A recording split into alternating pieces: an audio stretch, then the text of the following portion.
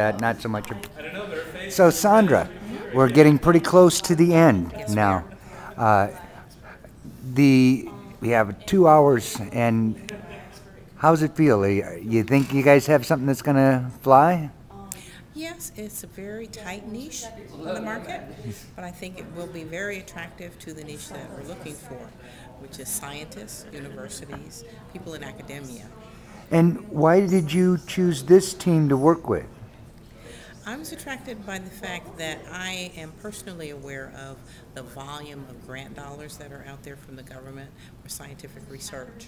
And if we can capture the results of that research in a way that makes it more meaningful for not only people here in the United States but the world, then I'm all for anything that helps that process. Now, you had a nice idea to help people find information and search better on the internet. But your idea wasn't one of the ones that won on the first night. Mm-hmm. Now, have you gone through the grieving process already? Not really. I think once I tighten that a little bit more and make it more focused, then that can certainly be viable. I had a very general kind of proposal that I think didn't catch fire right away. So even on day one, or the first moments of this, you did have to have a pitch worked out, didn't you? Yes, you did. You had to have a thought out. Okay. Mm-hmm. Now, I know, well, you remember, back when I was young, grieving process was 3 steps. Now they say it's 8 steps. Really? So are you going to have to set some time aside for the grieving of your other idea, or? No, not at all. I have another project that I'm working on anyway, so I'll just stick that on the back burner and turn up the heat on the other one. Now, with this startup weekend thing, are you guys expecting to meet again later? Is this a connection with these people that you expect to maintain, or is this a one-night stand, so to say? For me, it's more of a one-night stand. There are at least 2 of the team members that are going to continue with this. Mm-hmm. They have the real passion and the technical knowledge to run with it. So I'm going to kind of be in the background supporting them, as it were, but not a full-time member of the team going forward. Now, several of my videos are showing a young man called Daniel running around. He's your young man. I love him, and I still love his idea. Do you see an entrepreneur in him? Yes, the seeds have been planted. I think he's going to nurture them in a way that will surprise us all. Do you think there's a limit for kids getting involved with entrepreneurship and businesses? Certainly not.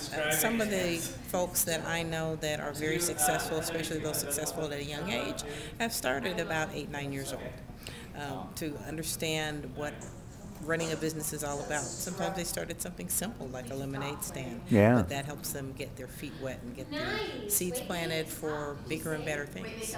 Now, have you got 1 or 2 gems of wisdom or big things that was kind of a epiphany or something, aha moment here for what you picked up in this weekend?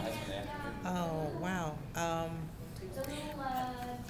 Be aware of sources for acquiring new information and new tools.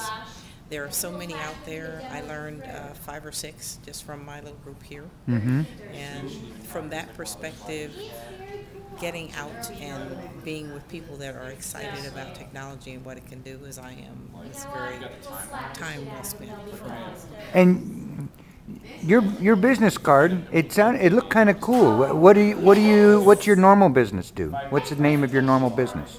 I call myself a management consultant, although that is more general than I'd like for people to understand. What I help people do, and the name of my business is DMMI, which stands for Document, Measure, Manage, Improve. So does it have a website name? DMMIassociates.com. Would you do that again real slow? What www. dmmiassociates.com. Thank you. In fact, I'm in the process of changing it, so people are going to see. If they look at it today, it'll be different from what it's going to be this time next week. So a few ideas from here that you're going to add into it? Some, but Yeah. I also have put together a package of tools. I'm kind of like the cobbler that has kids with no shoes. I'm using some tools for my clients right now that I have not applied to my own website and web presence, but I'm in the process of doing it. Now, it seems to me that there's almost an equal number of women and men here. And it seems to me that I see the arts and the right-brainers having a bigger role in startups and things like that. Do you have any feelings about that and what that means for right-brainers and people with emotions, not just the facts type guys? Yeah. I think that folks with a lot of technical knowledge and technical skill are understanding that most of the world does not have that same perspective on things. So in order to make products and services and tools marketable, we need that right brain input to make sure that the real people get what we're trying to do. So now, a lot of the audience that's going to see this are international, people that are trying to start up online businesses and stuff like that. Do you have anything you want to share with them or throw out to them? Well, the internet is the greatest, I won't say invention, but the greatest thing since sliced bread, which is an old adage and trite, but true. It truly has leveled the playing field. I can have the same reach as Coca-Cola or GE or any of those big global corporations. My website is just as easy to find and get to as theirs.